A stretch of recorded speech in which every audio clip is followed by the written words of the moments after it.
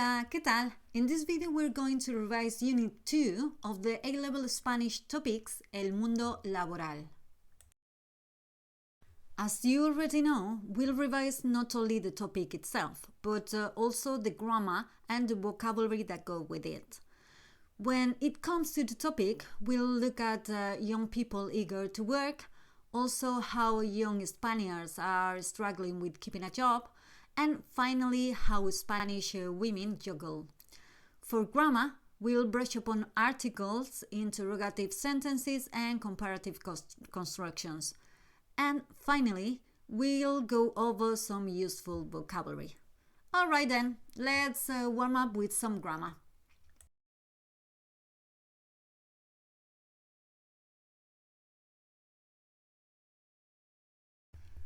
The grammar today will be easy and quick.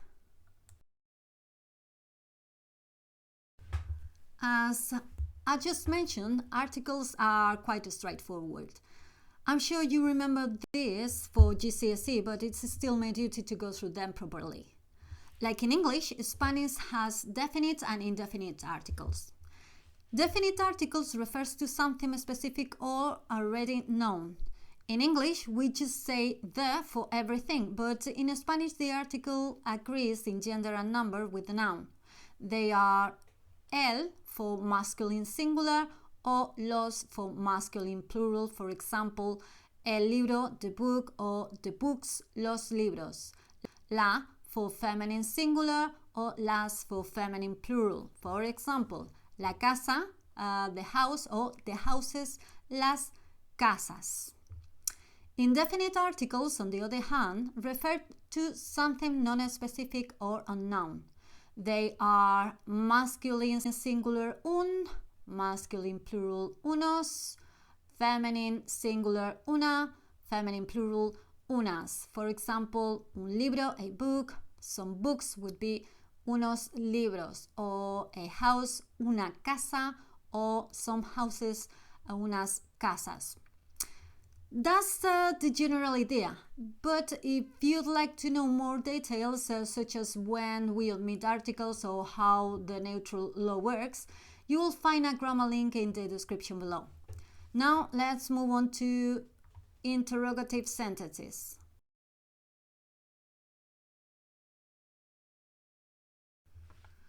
We need to distinguish between written and spoken questions in Spanish. In writing, remember to include the upside-down question mark at the beginning of the question. In spoken Spanish, it's extremely easy. You simply raise the tone of your voice at the end. Let's look at some examples. Habla español, statement. Habla español, question. ¿Comes carne? Statement. ¿Comes carne? Question. ¿No quieres sopa? Statement. ¿No quieres sopa? Question.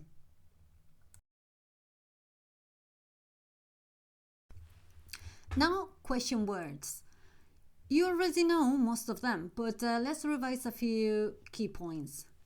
¿Quién has a plural form, ¿quiénes? It is not the same who are you than who are they. ¿Quiénes son ellos? ¿Por qué? Two words means why, while ¿por qué? One word means because. ¿Cuál also has a plural form, ¿cuáles? And watch out for cuánto, as it needs to agree in gender and number with the noun it refers to. Like cuánto, cuántas, cuántos, cuántas. Finally, I remind you that que, it doesn't just mean what. It can also translate as which or even how, depending on the context. I won't go into much detail here because this video would become far too long. So if you want to explore a Spanish question more deeply, check the link to my full video on that topic. Now, one last thing before we move on. Questions with prepositions.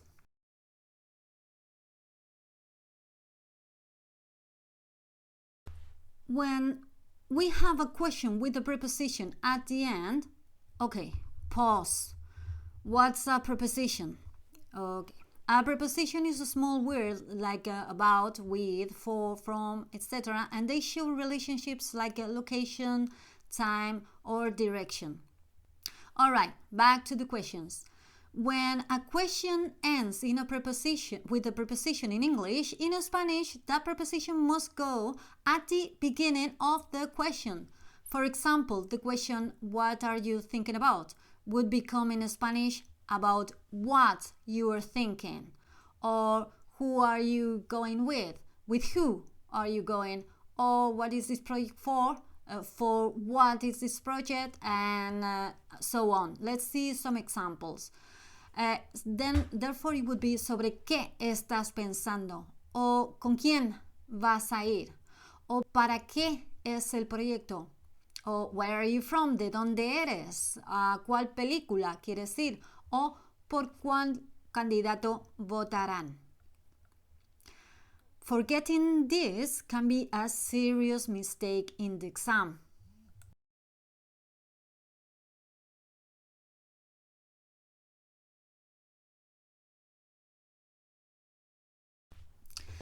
We have also the questions such as what is something like, or what's if, or even so what, or plenty of how questions that they are not quite explained.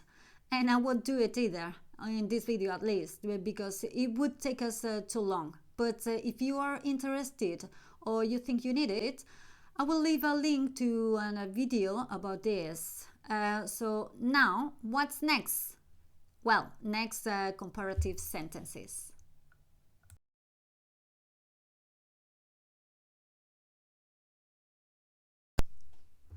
We have comparisons of equality and comparisons of inequality. We use comparisons of equality when we want to say that two things are the same or similar in some way. There are three main structures. Tan plus adjective or adverb plus como. This means as, something as, and is used to compare qualities or manners of doing something. For example, employees are as responsible as the bosses. Tanto, tanta, tantos, tantos plus noun plus como. This means as much or as many as. For example, there are many opportunities as challenges in the job market. And finally, verb followed by tanto como. This used to compare actions rather than things. For example, young people work as much as adults. Comparisons of inequality are used when two things are different, when one has more or less of something than the other. There are two main patterns. Más, menos, followed by an adjective, adverb, or a noun, plus que. This means more or less than. For example, engineers earn more money than nurses. Or verbs followed más, menos, que, used to compare how much an action happens. For example, young people change jobs more often than previous generations. Let's see some examples.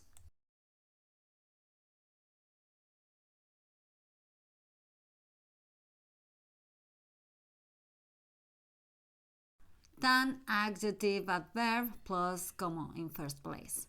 Trabajar desde casa puede ser tan productivo como trabajar en la oficina. Working from home can be as productive as working in the office. O las mujeres son tan capaces como los hombres. Women are as capable as men in leadership positions. Tan como, tan como. Okay, let's move on to the next one. Tanto, tantas, tantos, tantas plus noun plus como. Hoy en día hay tantas oportunidades como desafíos en el mercado laboral. Notice that tantas needs to agree in gender and number with oportunidades, which is feminine plural. Or en España hay algunos jóvenes que tienen tanto interés como los adultos en emprender. In Spain, some young people have as much as interest as adults in starting a business. So we can see that tanto needs to agree in gender and number with interés, which is masculine, singular. And finally, verb followed by tanto como plus noun and pronoun. For example, los empleados trabajan tanto como los directivos. All together, employees work as much as managers. O los autónomos se esfuerzan tanto como los trabajadores, blah, blah, blah. The self-employed work as hard as those with permanent contracts. You can see tanto como, all together.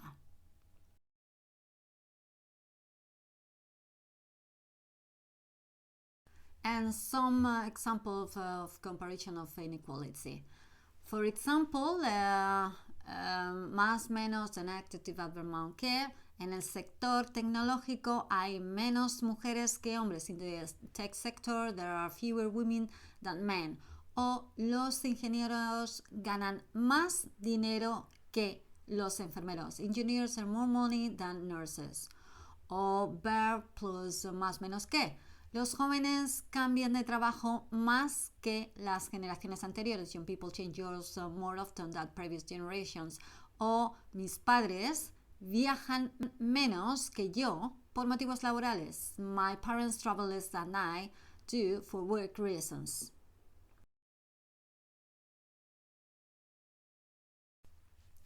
However, there are some adjectives that don't follow this pattern. They have irregular comparative forms, just like in English we say better instead of more good.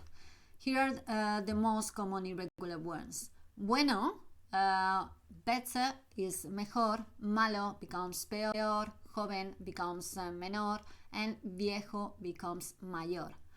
And be careful with this, because this is a very common mistake among students. Sometimes we want to make the comparison stronger to say that the difference is much greater. In Spanish, when we use mucho before an irregular comparative, we don't add más. It's not más mejor or más peor. Just like in English, we don't say more better or more worse. We say mucho mejor, mucho peor, mucho mayor, mucho menor. Let's see some examples. Este empleo es mejor que el anterior porque ofrece más flexibilidad. This job is better than the previous one because it offers more flexibility. O las condiciones laborales son peores que hace 10 años. Working conditions are worse than 10 years ago. O mi jefa es mayor que yo. My boss is older than me. Los aprendices son menores que la mayoría de los empleados. The apprenticeship are younger than most employees. So, if we add much better, much worse, we would say este empleo es mucho mejor. O las condiciones laborales son mucho peores. O mi jefa es mucho mayor. O los aprendices son mucho menores, no más menores, más mayores. Remember that. So if you want to dig deeper into comparative constructions, I'll leave a link below to a complete video about this. Okay, let's move on to the next topic.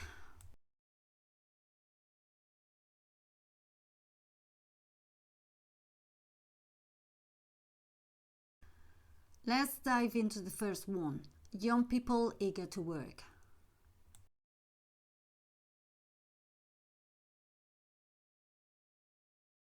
In 2025, Spain's young people continue to face significant employment challenges, including high unemployment, job precarity, and a persistent skill mismatch, despite a declining overall unemployment rate.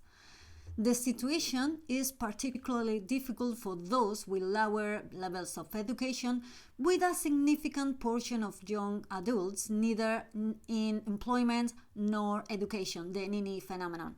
But let's learn about this issue. Let's break out this problem. Unemployment rate first. Among young women, unemployment remains high. As of February 2025, the rate stood at 27.6%, showing that the gender gap in employment still hasn't closed. For young men, the rate is slightly lower, 23.8%, but is still a serious concern. Both groups face challenges entering the job market, though women continue experiencing higher levels of joblessness overall. Precarious and unstable work. When it comes to job security, young women are far more likely to be in part-time or temporary positions, often not by choice. This limits their income, stability, and long-term career prospects. Many young men also find themselves in temporary roles, but women are disproportionately affected by part-time and contact-free work, leaving them in more uncertain situations. Sectoral and occupational segregation. Despite higher levels of education, many young women still end up in traditional feminine sectors such as retail, hospitality, and social services, areas that tend to pay less and offer fewer leadership opportunities. Young men, on the other hand, are more concentrated in production, technology, and construction, the so-called male-dominated sectors. These fields often offer better pay and more demand for skilled labor, but men with lower education levels face growing competition from university graduates for entry-level jobs.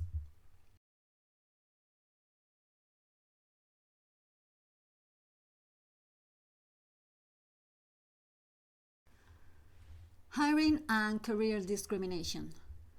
When looking at hiring patterns, women, especially mothers, continue to face significant discrimination. Research shows that women with children are less likely to receive callbacks for interviews compared to men with similar qualifications. For men, discrimination based on gender is less common, but many struggle with skills mismatch, competing with highly educated candidates for the same entry-level position. Work-life balance and family responsibilities. Women still carry a heavier share of caregiving duties despite more balanced parental leave laws. The so-called motherhood penalty remains a real barrier, are you telling me? Particularly for those with children under 15 who are more likely to work part-time or step away from the workforce altogether. Men, meanwhile, benefit from more equitable leave policies, but cultural expectations continue to discourage them from taking extended leave or flexible arrangements. As a result, their careers are generally less disrupted by family responsibilities. Perception of opportunities. When it comes to how they see workplace equality, women tend to be more critical. Many feel they have fewer opportunity for leadership training, mentoring, and flexible work arrangements.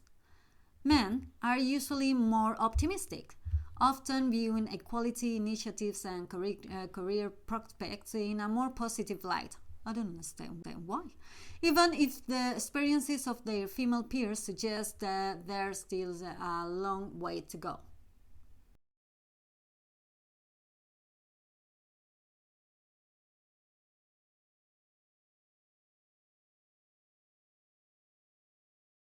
In conclusion, while both young men and women face a precarious labor market in Spain, young women confront additional gender-specific obstacles. These include higher unemployment, entrenched hiring discrimination, occupational segregation, and the enduring challenge of balancing career ambitions with childcare responsibilities. Anyway, let's have a general vision about employment and unemployment. Spain's youth unemployment rate remains among the highest in the EU. In August 2025, the rate stood at 23.10%. For young people who do find work, precarious, short-term or discontinuous contracts are common. The temporary nature of youth employment exceeds 50%, which is twice as high as the European average. While some see discontinuous contracts as an improvement over multiple temporary ones, the instability remains a key challenge. A major obstacle is the mismatch between the skills of young graduates and demands of the labor market. The country faces a surplus of university graduates but a shortage of workers with mid-level or vocational training. This leads to a high rate of overqualification, where young people with tertiary degrees take on jobs that do not require their level of education. Spain's early school leaving rate stood at 30% in 2024, on all-time low. While Spain has seen one of the largest reductions in early school leaving within the EU since 2014, it still ranks among the highest for this metric, just behind Romania. In 2024, young men were more likely to leave than young women. Let's see now the Nini phenomenon. The Nini label, referring to young people who are ni estudian ni trabajan, neither student nor working, persists in 2025. Spain has one of the highest rates of NEETs, not in employment, education or training, in EU. The root causes are linked to long-term issues in Spain's labor market and education system. Some researchers argue that the term Nini unfairly stigmatizes young people by implying they are unmotivated. In reality, many are facing temporary unemployment or precarious work, often cycling between training, education, and short-term jobs.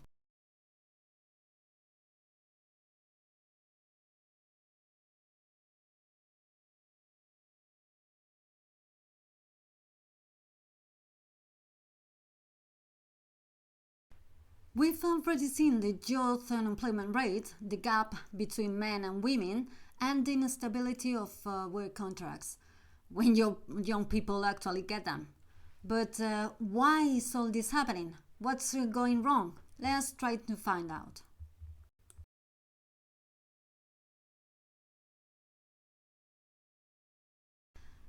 Recent reports from 2024-2025 agreed that the problem isn't just temporary, it's structural.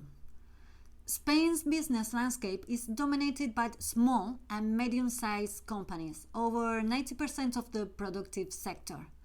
These companies tend to offer temporary or internship contracts rather than stable long-term jobs.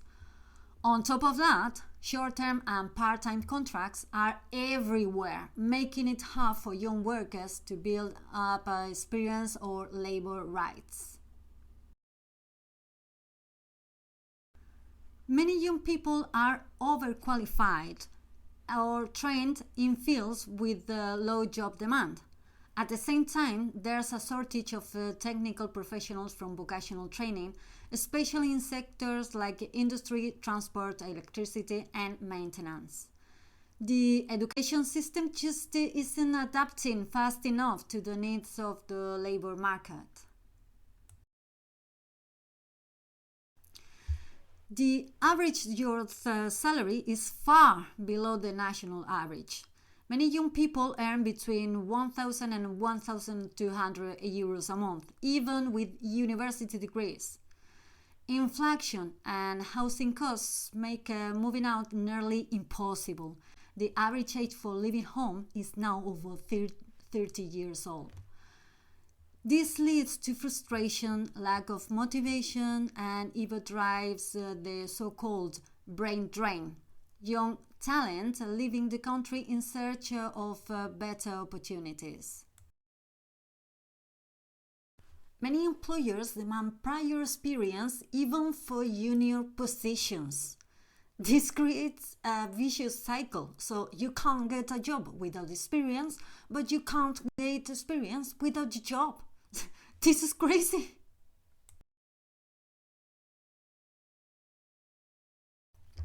There are plenty of government plans and programs, but they often lack coordination, evaluation, and continuity.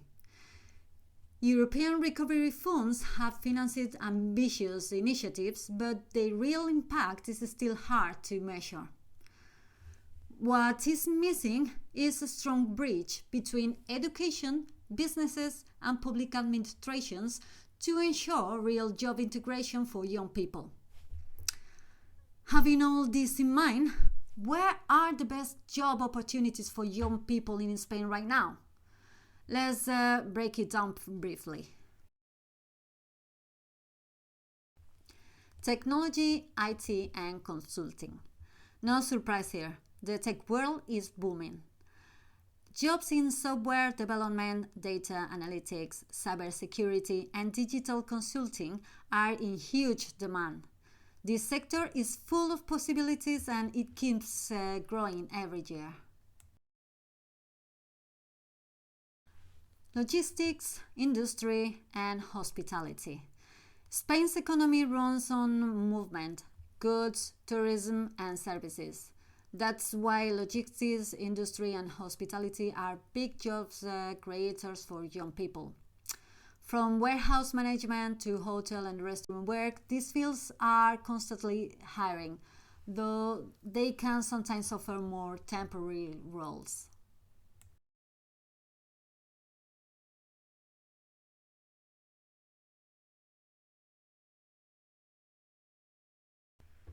Green jobs and sustainability.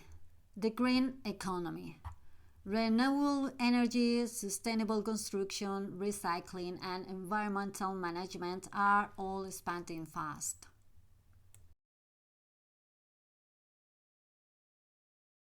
Vocational training and technical jobs. Skilled trades and vocational training, things like mechanics, electrical work, transport, and logistics, are in high demand. Companies are struggling to find qualified people.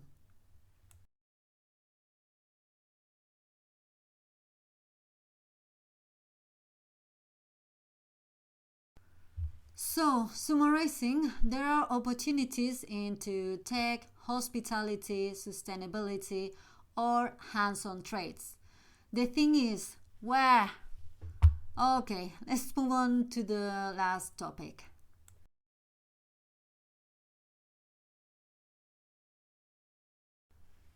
How we women juggle.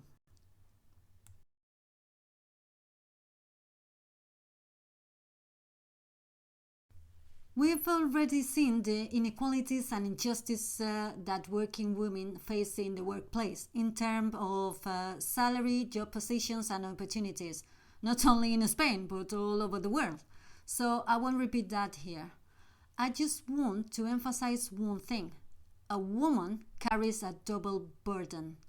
At job, she often has to prove herself more just to be seen as equally competent.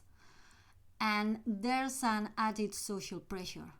Society expects her to perform well at work and still be the main caregiver at home.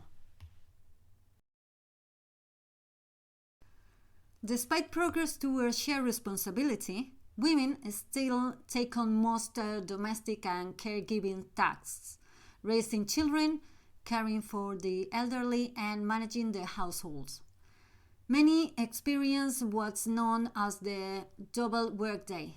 We work outside the home, and when we come back, we keep working inside it. According to Spain's National Statistics Institute, women spend over 2 extra hours per day on household chores compared to men.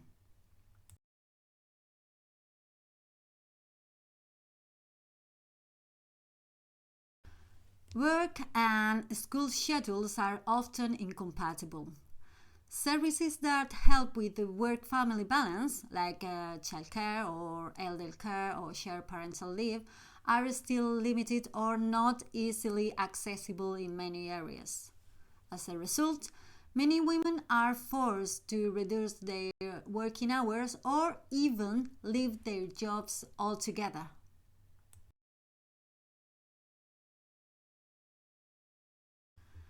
There's a constant sense of guilt.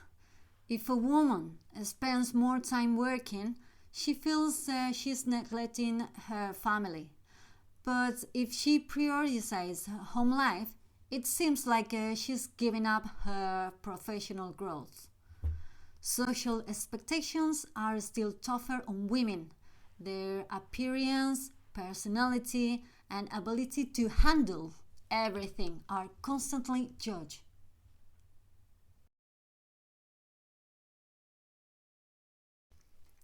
Beyond visible tasks, many women also manage the mental organization of the household, remembering appointments, buying gifts, planning meals, organizing activities, helping with homework, parents' evening, taking kids' extracurricular activities, and everything.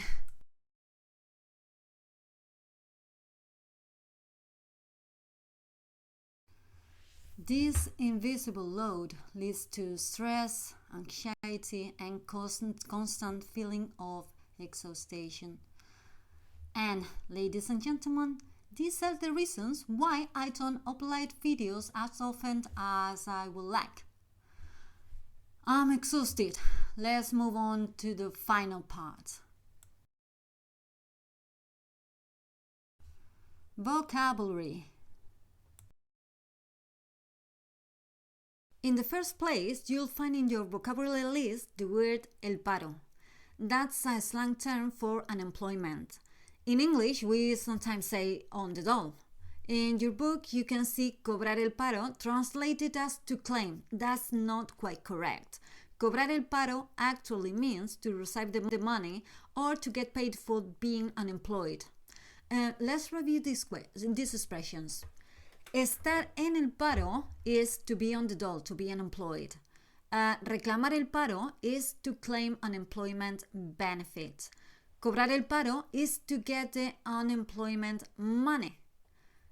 Okay, another word I don't completely agree with in your book is el puesto. Is translated as post, which is correct, but in a work context, position is a more natural translation. The word la beca is translated as grant, which is fine, but it also can mean a scholarship, depending on the context. Remember that la nota is not the note, but the mark you get in an exam. I also recommend learning the vocabulary related to different types of contracts. It's really useful for this topic. Now about the word apechugar. Really? That's very slangy, but it is worth knowing because it's fun and quite expressive. However, it is mistranslated as to, and that's not quite right. To be sure, just in case, I looked it up, and yes, I was right. Apechugar con algo means to put up with or even to swallow something, as in we have to swallow our government's labor laws. By the way, it's always followed by the preposition con, like in tenemos que apechugar con este gobierno. Finally, remember that the adjective quemado, meaning burnt out, is used with the verb estar. Ser quemado has a totally different meaning. It refers to when people were burnt at the stake during the Inquisition.